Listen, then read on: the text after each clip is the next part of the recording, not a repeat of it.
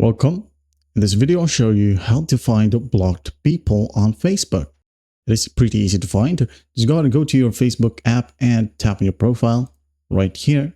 Now, once you're in here, just go ahead and locate the gear icon or settings and privacy. All right. Let's go ahead and tap on it. Now, once you're in here, just go ahead and scroll all the way down until you find audience and visibility section. Now, once you're in here, just go ahead and scroll down a bit until you find blocking, which is right here. Tap on it.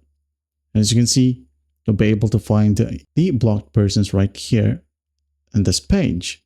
Now, if you want to add someone to the block list, just go ahead and tap on the plus sign right here and look for the particular person. All right. For example, this one right here. If you want to block them, just go ahead and tap on block and he will be added in this particular list. Now, if you want to unblock them, you can just go ahead and hit on unblock right here. All right. And that's how you find blocked people on Facebook. Well, I hope this video helps and I'll see you in the next one.